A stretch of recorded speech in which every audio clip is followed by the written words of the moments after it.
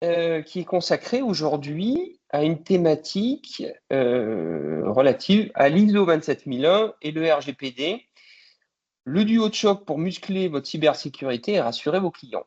Alors aujourd'hui, je vais co-animer ce webinaire avec Fabien Rouillon, qui est Bonjour le à tous. président de la société Moontech, et moi-même qui suis le président et cofondateur de Mission RGPD.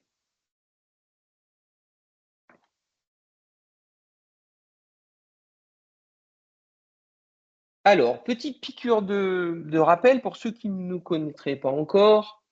Mission RGPD, nous sommes nés en 2019 avec l'ambition de rendre la conformité accessible et pratique pour les PME, ETI ou encore les organismes publics. Hop. Alors,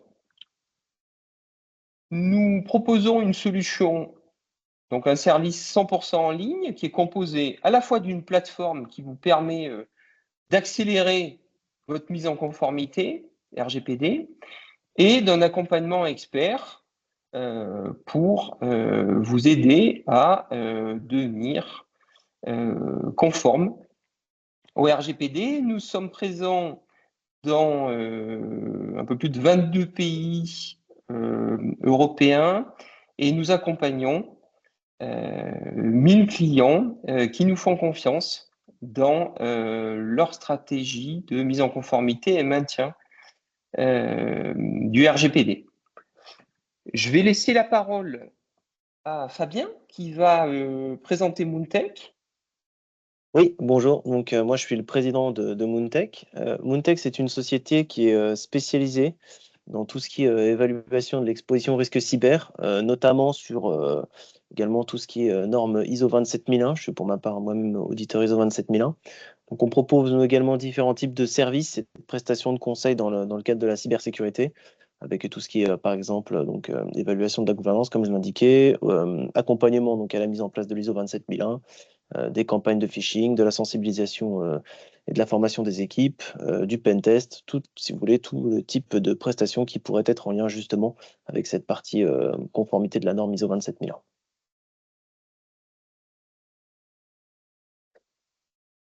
Alors, tout de suite pour rentrer dans le vif du sujet, petite piqûre du rappel du RGPD. Je ne vais pas vous en donner tous les contours, mais c'est de vous resituer. Donc, le RGPD, c'est applicable depuis 2018. C'est une obligation pour 100% des entreprises et organisations qui traitent de données personnelles des données personnelles de citoyens européens. Qu'est-ce que ça permet? Donc, c'est une évolution, une transcription, une évolution de la règle qui avait été créée en 78 sur la loi informatique et liberté pour harmoniser tout ça au niveau des pays européens. Donc l'idée, protéger les données personnelles, instaurer la confiance dans l'utilisation que chacun d'entre nous fait de ces données.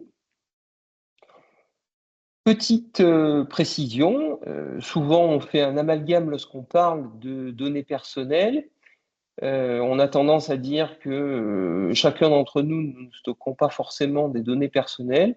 Bon, une donnée personnelle, c'est assez simple, c'est toute information qui permet d'identifier ou de rendre identifiable une personne. Alors, pour faire simple, tout le monde connaît une adresse email, c'est une donnée personnelle.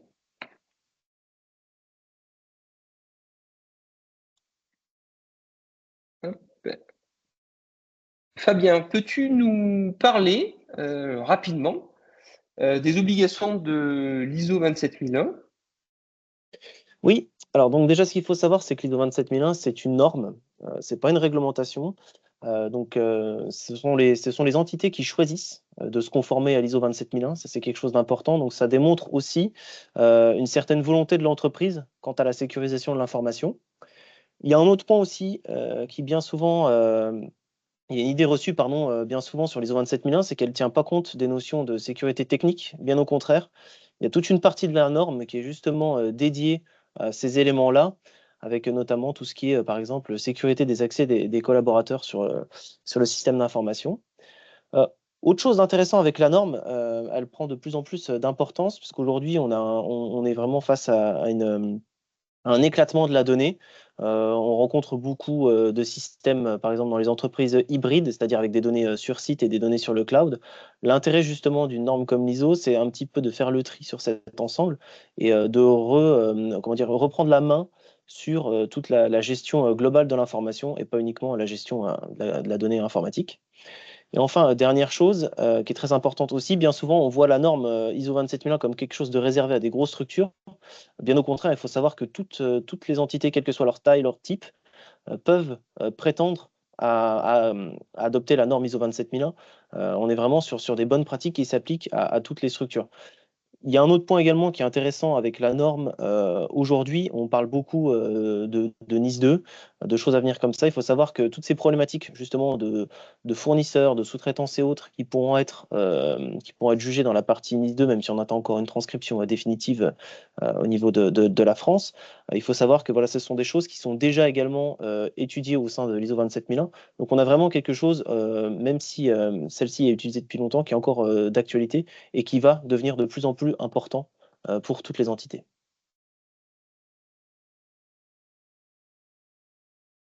Alors, question, pourquoi finalement l'ISO 27001 et le RGPD finalement sont deux piliers de la cybersécurité? Fabien, tu peux nous Oui, éclairer sur ce point-là?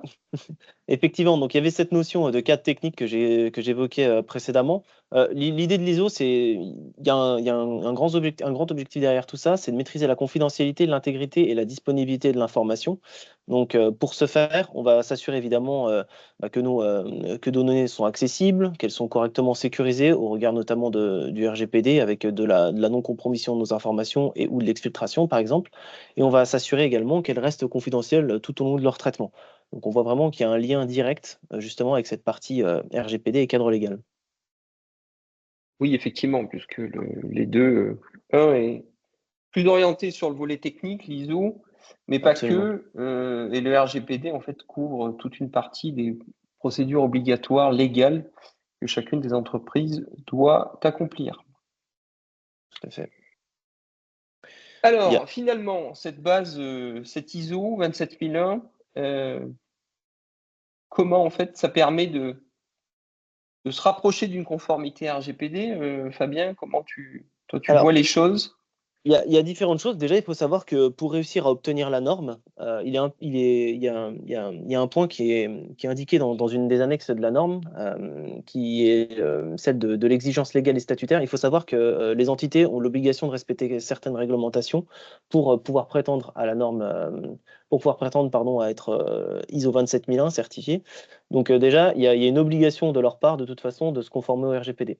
Ensuite, ce qui est intéressant, ce qui rejoint un petit peu, ce qu'il faut savoir, c'est qu'il y a donc cette partie de gestion de risque intégrée tout au long donc tout au long de la conformité ISO. Vous allez mettre en place une analyse de risque qui va vous permettre, par exemple, de savoir quels sont les actifs à protéger en priorité, comment et par quels outils, par exemple, et auprès de quels prestataires et partenaires. Vous allez aussi avoir beaucoup de processus et de politiques à rédiger qui vont vous permettre justement là aussi de vous mettre en conformité avec le RGPD. C'est peut-être déjà ce que vous avez mis en place avec le RGPD également. Donc on voit qu'il y a bien des synergies entre les deux. Et surtout, il y a cette notion d'amélioration continue qui est vraiment très importante. On va dire qu'une fois que vous avez fait le gros du travail, vous allez pouvoir par la suite finalement gagner en maturité, aller toujours un petit peu plus loin, mais surtout avoir un socle de documentation, de processus, de procédures qui seront suffisamment importants et performants pour avoir de la qualité quant à ce qu'on avait évoqué précédemment, à savoir l'intégrité, la confidentialité et la disponibilité des données.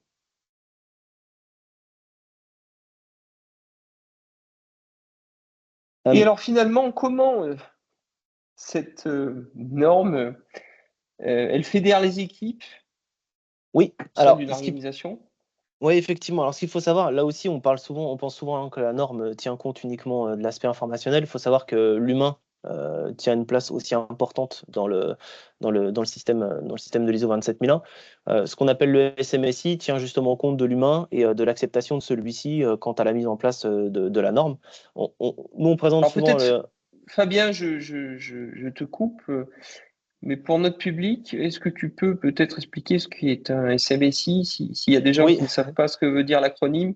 oui, donc c'est un système de management. En fait, tout simplement, pour faire simple, c'est ce qui va vous permettre tous les ans, entre guillemets, de performer différents points pour avoir la certitude, effectivement, que toute votre information est correctement contrôlée. Donc, vous allez avoir des revues de direction, vous allez avoir la mise en place de certains KPI, l'analyse de ces KPI. L'idée derrière tout ça, c'est de vraiment faire ce qu'on appelle le Plan Do Check Act, c'est-à-dire planifier des choses, les mettre en place, les évaluer et les modifier si nécessaire. Voilà, on est vraiment sur une roue en 4 étapes qui va vous permettre justement de maintenir un certain niveau de performance de votre système de management. Votre système de management. Juste pour terminer sur cette partie-là, ce qui est important aussi, c'est la partie des salariés, où effectivement, pour que ça fonctionne, il faut vraiment qu'ils soient partie prenante de la démarche. C'est pour ça aussi que bien souvent, l'ISO, on le considère vraiment comme un vrai travail d'équipe. Pour que vraiment celui-ci soit performant, il faut vraiment que tout le monde y participe et soit acteur finalement de la démarche dans l'entreprise. C'est aussi le cas pour le RGPD, hein. Clairement, sans l'association des salariés, c'est parfois quand même compliqué.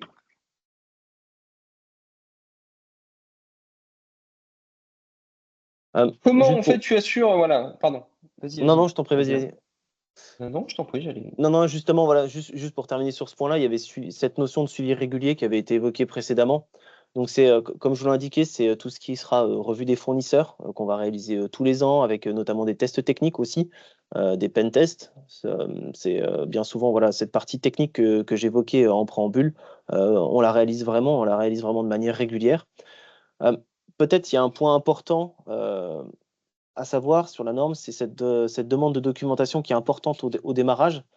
Ça demande quand même pas mal de travail avec une formalisation importante, mais il faut savoir qu'après, justement, c'est ce que j'avais noté, vous avez moins cette notion de dépendance homme-clé qu'on peut retrouver parfois en entreprise et qui va vous permettre, là également, avec le RGPD, finalement, avec cette documentation importante et ce suivi des éléments, ça va vous permettre aussi de vous mettre plus rapidement en conformité avec le RGPD sur certains points, notamment tout ce qui est process à suivre. Au niveau du PDCA, donc c'est ce que je vous indiquais précédemment, il permet de maintenir donc, un effort constant dans les équipes. Ça aussi, c'est un vrai point important. Et donc, il y a évidemment donc, cette partie audit. Peut-être de rajouter qu'il y a une analyse de risque aussi qui est exécutée. Ça, c'est intéressant parce que ça vous permet justement de savoir, comme je le disais, mettre le curseur au bon endroit. Donc ça, c'est vraiment aussi quelque chose qui va vous permettre peut-être de faire des choix plus facilement quand la montagne peut Hmm. paraître infranchissable. L'intérêt de faire cette analyse de risque durant l'année, ça va vous permettre justement petit à petit de mettre en place certaines choses et peut-être d'être moins confronté à cette problématique de je ne sais pas par quoi commencer finalement, je mets tout sous le tapis et j'attends que ça se passe. Donc là, l'idée, c'est vraiment de devenir, comme je l'indiquais, acteur de cette ISO.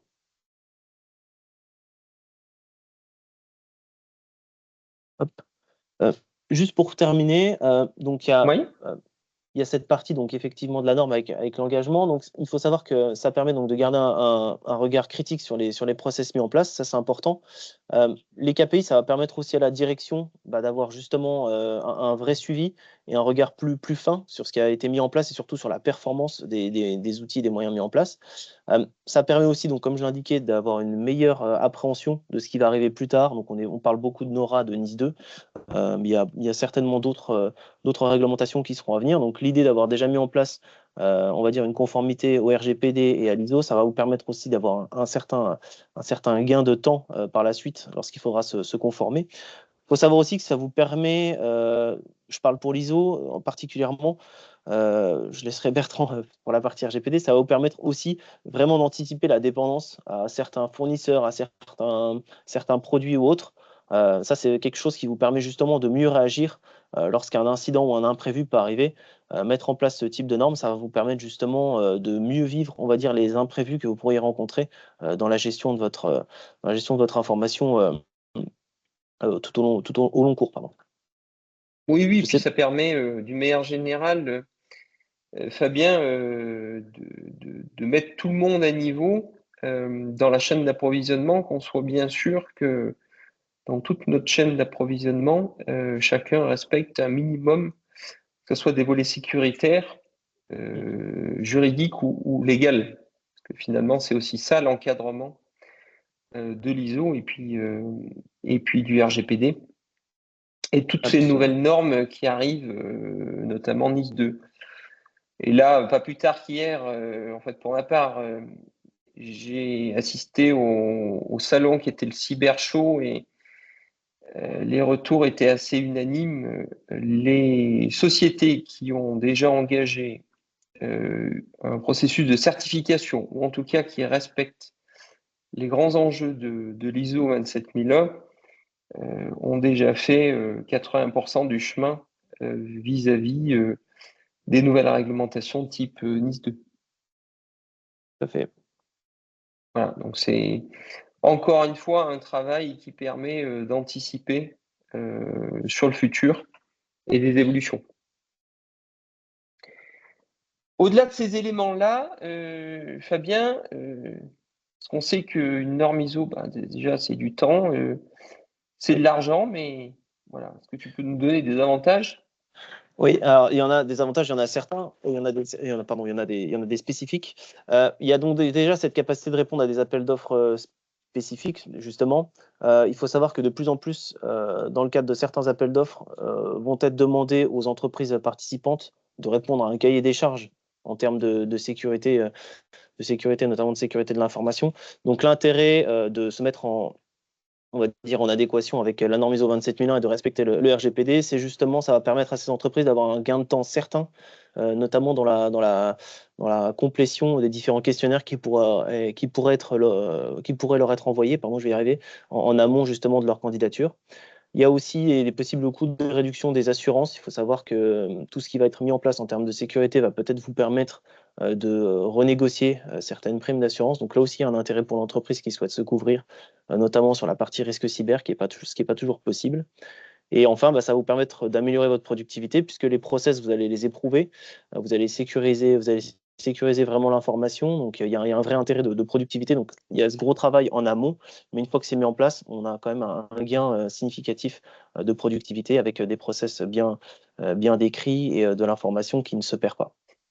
Et là, c'est les principes un peu de la qualité, hein, finalement, où on dit Absolument. que on ne peut améliorer que ce qu'on est capable de décrire. Donc, lorsqu'on Exactement, tout connaît à bien fait. ces processus, on est capable de les améliorer. Pour revenir au premier point, Fabien, mais en fait, c'est la même chose dans le RGPD, hein, de plus en plus. Lorsqu'on répond à des appels d'offres publics ou privés, hein, parce qu'il n'y a pas que forcément les appels d'offres publics, Tout à on fait. se rend compte que nos clients sont assez exigeants au-delà du besoin, que ce soit un service, un produit, mettent en parallèle des critères d'exigence tout aussi importants vis-à-vis du respect, de pouvoir être ISO 27001, d'avoir une conformité ou un respect du RGPD, en tout cas sincère et sur une vraie base probante. Donc, clairement, ça devient un sujet important, au-delà de l'obligation de faire pour le RGPD. Là, ça devient clairement un objectif plus business. Mais on va en parler par la suite. Tout à fait. Alors, sujet important, mais finalement, comment le RGPD permet en fait l'obtention de cette certification ISO 27001 ou tout au moins se rapprocher de ce Graal. Alors, dans les deux, même s'il y a des objectifs entre le RGPD et l'ISO 27001 qui sont différents, j'espère que vous avez compris qu'ils sont complémentaires. C'est exactement Il y ça, a d'un complémentaire. côté, voilà, Le RGPD facilite clairement l'obtention de cette certification. À plusieurs titres, il y a au moins 4 grands enjeux. Tout d'abord, en fait, il y a une approche qui est basée sur la gestion des risques. On en a parlé, Fabien l'a évoqué.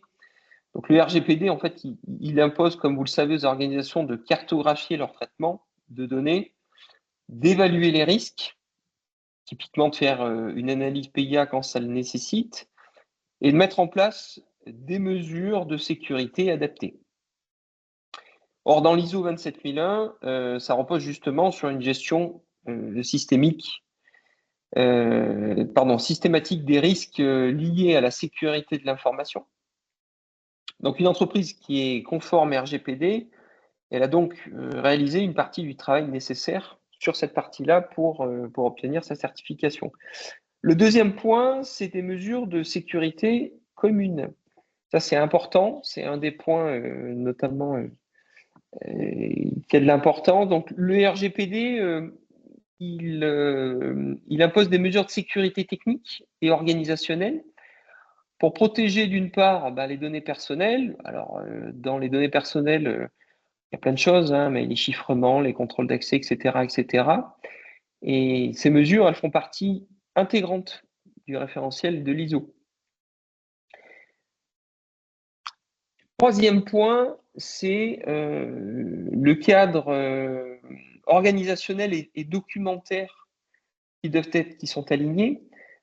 Le RGPD, il exige des politiques et des procédures documentées. Exemple, une politique de protection de données. L'ISO, elle demande également une documentation structurée sur la gestion de la sécurité et de la certification. Ensuite, le dernier point que je dirais qui qui permet cette simplification, c'est le levier de la sensibilisation et l'engagement des parties prenantes. Côté RGPD, il oblige toutes les entreprises à sensibiliser leurs employés à la protection des données personnelles. On sait ô combien que c'est important qu'ils comprennent, que chacun des salariés comprennent qu'il est aussi acteur au quotidien pour la protection de ses données personnelles. Hein. La plupart des attaques cyber, Fabien, je pense que tu pourras le compléter, elle vient avant tout d'une erreur humaine. Hein. Oui, c'est bien souvent le cas, effectivement. Ça reste, selon les études récentes, le premier point d'entrée, l'entrée humaine. Et donc, cette sensibilisation, c'est, tu confirmes mes dires, Fabien, mais c'est bien une exigence de l'ISO pour assurer la culture de la sécurité. Oui, tout à fait. Faut bien sensibiliser les personnes à ces problématiques-là, en particulier celle de la sécurité. Oui, tout à fait.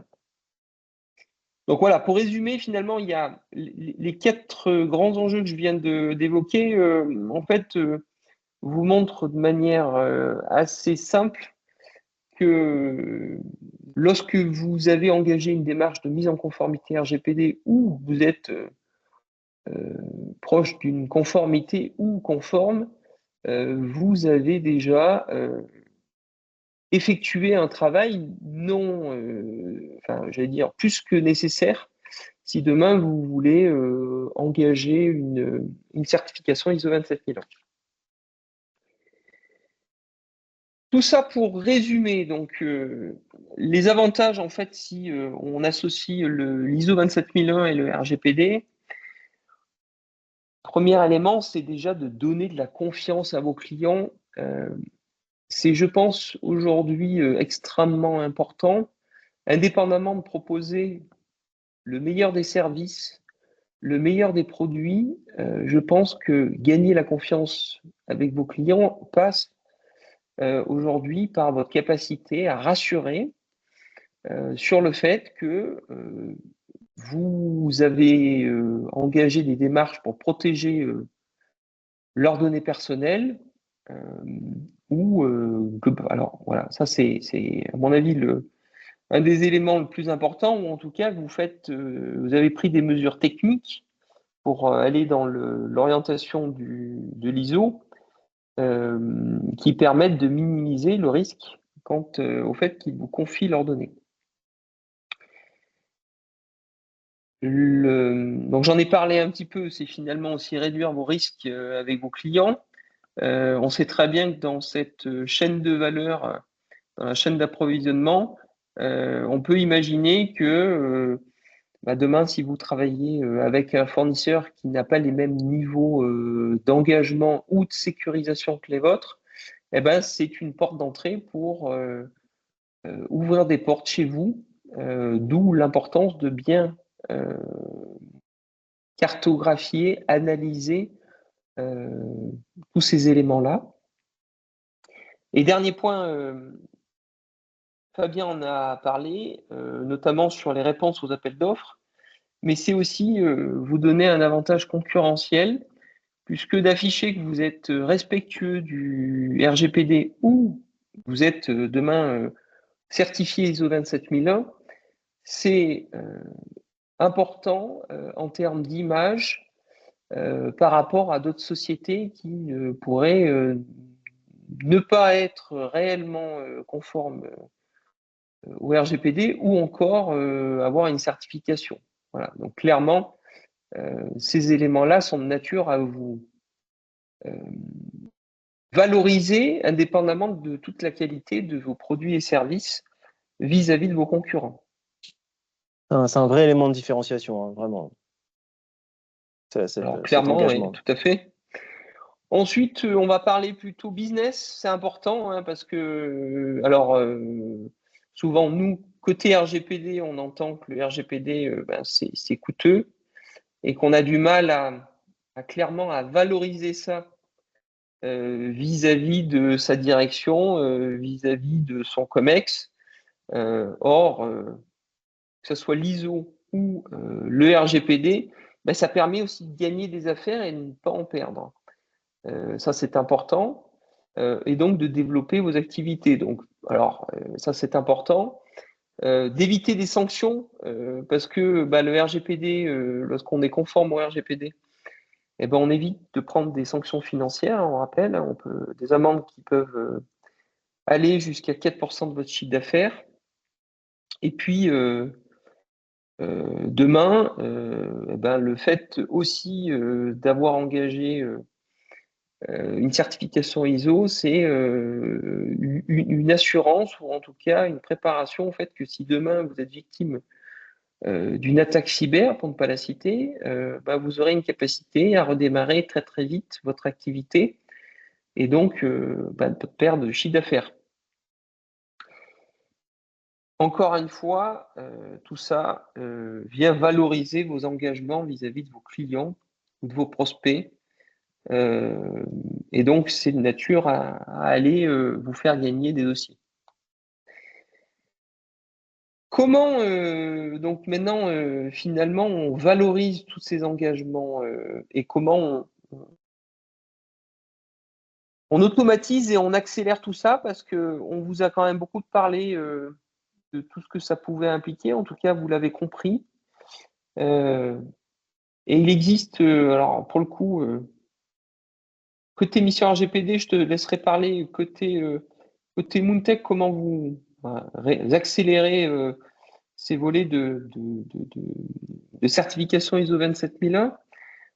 Côté mission RGPD, vous avez la capacité de générer en quelques clics l'ensemble des procédures obligatoires et toute la documentation que vous devez faire, que ce soit de la production des registres ou de la documentation associée. Et ça, c'est un vrai gain de temps. Pour beaucoup d'entreprises, c'est un vrai casse-tête, soit par manque de temps, soit par manque de connaissances, ou clairement par manque de budget.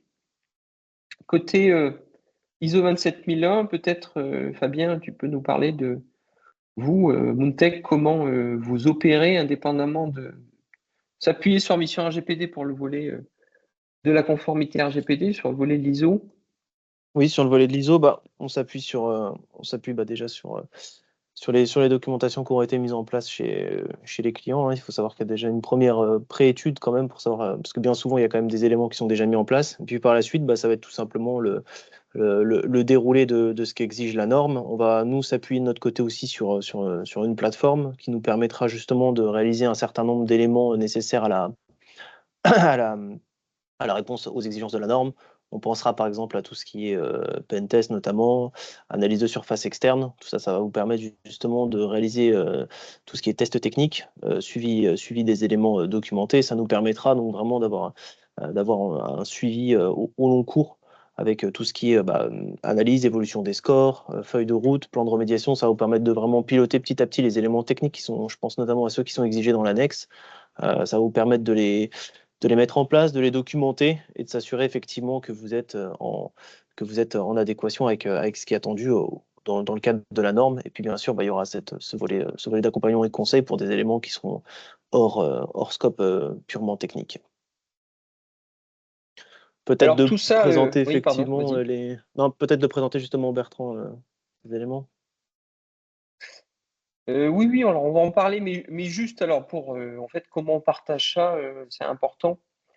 Et je vais y venir côté à la fois RGPD ou cyber. C'est alors côté mission RGPD, c'est de partager quelque chose qui s'appelle votre passe RGPD, qui recense l'ensemble en fait des documentations que vous devez produire en cas de contrôle ou sur la demande d'un client ou d'un prospect qui vous demanderait de montrer les engagements que vous prenez pour le volet de la protection des données personnelles.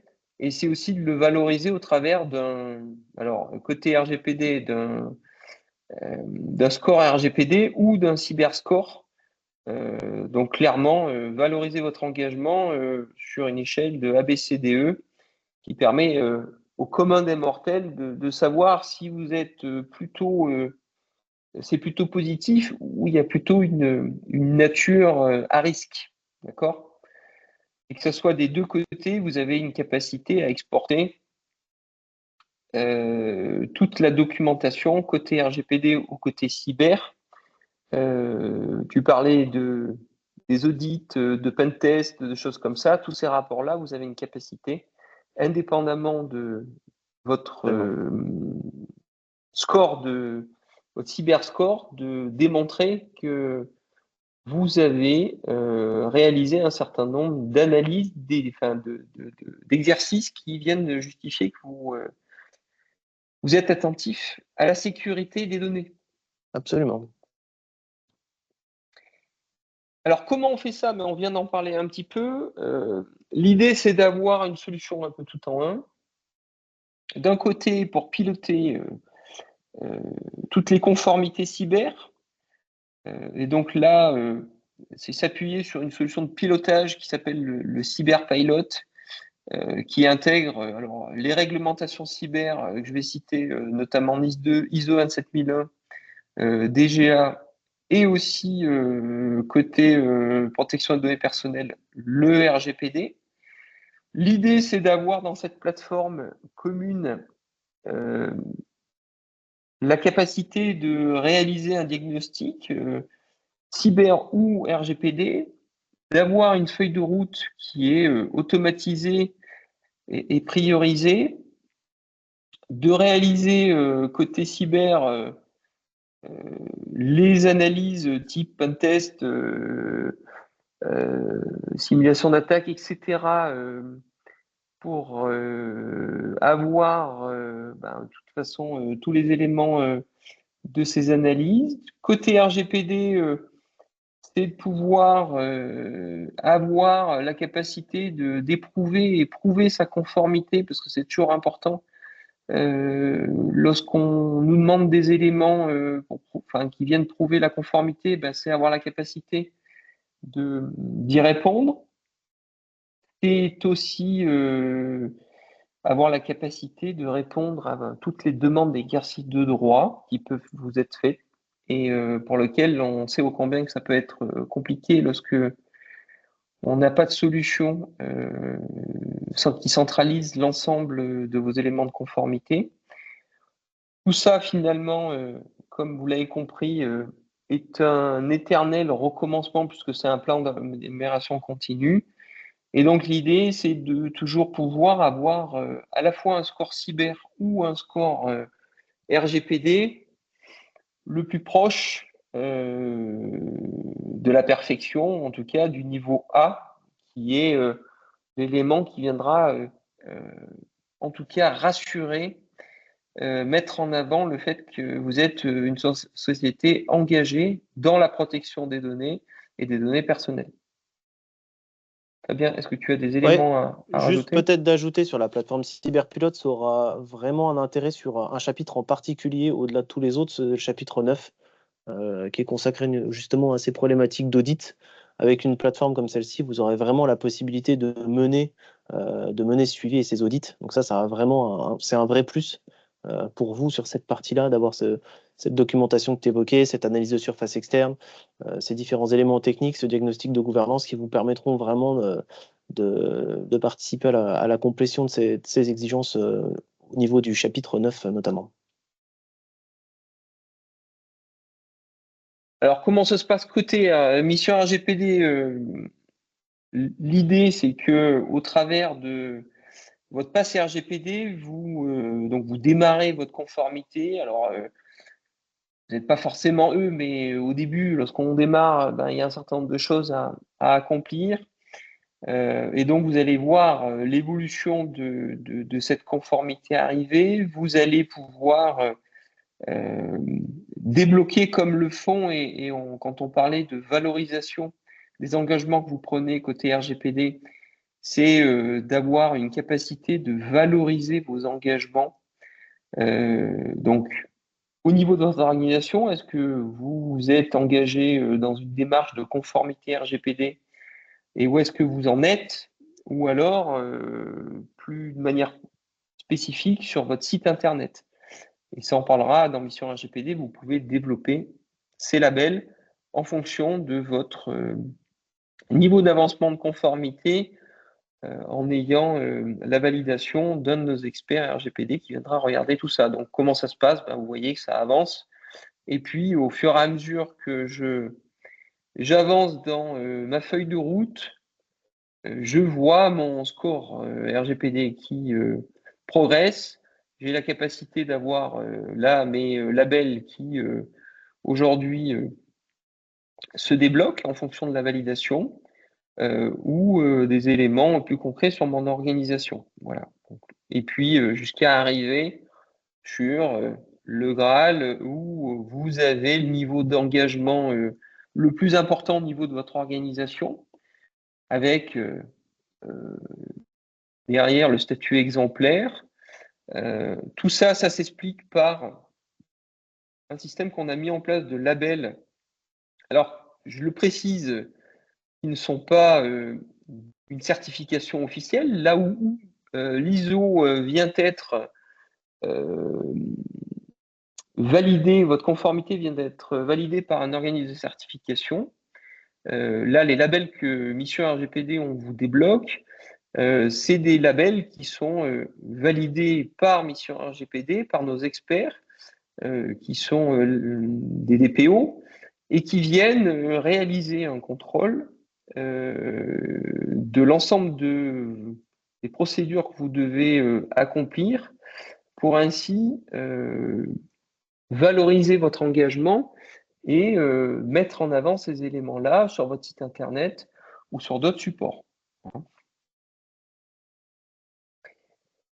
Tout ça, cette valorisation, l'idée, alors l'ISO, pour faire le pendant, Fabien, c'est vrai qu'on a souvent tendance à le mettre sur ses plaquettes, son site internet, Oui, sur ses fiches produits, sur un certain nombre d'éléments, sur sa démarche, sur son site internet, tout à fait. j'en passe. Voilà. Donc, et puis, vous disposez bien entendu d'une attestation qui prouve votre certification signée. Alors, chez Mission RGPD, on vous permet de valoriser vos engagements en pouvant publiant les labels que je vous ai évoqués rapidement tout à l'heure. Donc, c'est l'idée de pouvoir les mettre sur votre site internet, sur vos documents commerciaux, ou encore de fournir à vos prospects ou à vos clients non pas la totalité de votre conformité, puisque là c'est généralement assez incompréhensible par vos interlocuteurs, parce qu'il y a beaucoup d'éléments, et puis c'est pas forcément de bon augure d'envoyer l'ensemble des éléments, mais on vous offre la capacité d'envoyer une attestation qui détaille de manière simplifiée l'ensemble des mesures et des engagements que vous prenez pour garantir la protection des données personnelles que l'on vous confie. Et ça, c'est extrêmement important de pouvoir donner ces éléments-là.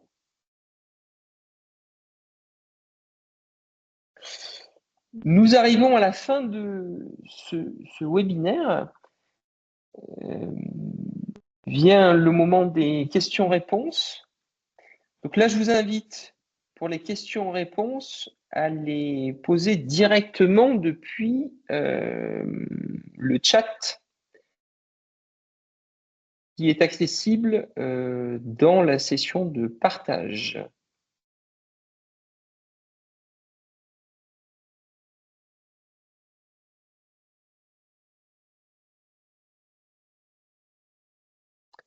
Alors, je reprends les questions puisque on a un certain nombre de questions des participants qui ont été posées au fil de l'eau, mais l'idée, c'est de pouvoir y répondre. Nous avons une question. Existe-t-il d'autres tests techniques à réaliser en plus des pen tests pour être certifié? Est-ce que Fabien, tu peux répondre à cette question-là? Oui, alors c'est vrai qu'on a parlé des tests, des pen tests, donc des tests de pénétration interne. On peut aussi mettre en place tout ce qui est analyse de surface externe, donc avec par exemple l'identification des CVE.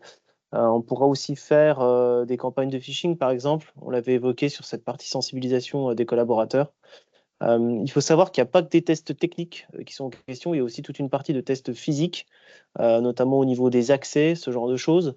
Donc voilà, il faut bien comprendre que réaliser juste des pentests, ça ne vous permettra pas de prétendre à la certification, c'est vraiment un tout. Et je pense notamment oui, à cette partie test physique. On va aussi aller regarder quelles sont les sécurités mises en place de manière physique pour permettre justement de protéger l'humain qu'on avait évoqué tout à l'heure. Voilà, il y a quand même un certain nombre de points qui doivent être mis en place. Mais effectivement, réaliser des pentests, faire du phishing, de l'analyse de surface externe, bah, c'est déjà quelque part se conformer à une partie des exigences attendues. Ouais. Ensuite, il y a une autre question qui est pourquoi la 27001 et non la 27701? Oui, alors la 27700, on est plutôt effectivement sur quelque chose qui va se rapprocher du RGPD. Le 27001, on va être plutôt sur une démarche plus globale. Alors, comment dire, ce qui pourrait se rapporter plutôt à de la cybersécurité sur la 27001, quand sur la 27701, on sera plutôt sur de la conformité effectivement réglementaire comme proposé sur le RGPD.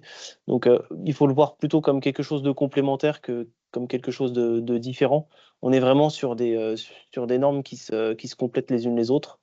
Voilà, il faut plutôt le voir comme quelque chose qui fonctionne en binôme plus qu'une sélection de l'une ou de l'autre en fait. Alors, j'ai plus d'autres questions. Est-ce que parmi les présents, vous auriez d'autres questions? Parce que ces questions ont été posées il y a plus quelques minutes. J'ai une autre question. Alors, non. Est-ce que vous accompagnez l'entreprise jusqu'à l'obtention de l'ISO? Donc ça, la question pour toi, Fabien, est-ce que Moontech demain accompagne On peut, oui, effectivement, c'est des choses qu'on réalise. Voilà. Après, il faut savoir que c'est un travail au long cours, mais on peut, oui.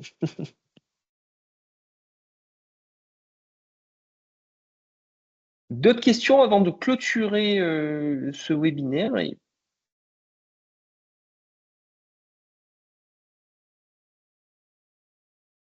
A priori, pas d'autres questions. Il me reste à tous vous remercier de votre écoute, de votre intérêt.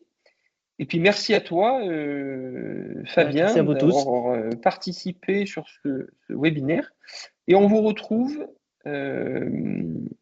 prochainement pour d'autres webinaires. Vous pouvez les suivre soit sur LinkedIn où on publie le planning des webinaires qu'on réalise, soit directement sur notre site internet. Je vous dis à très bientôt et encore merci Fabien et merci à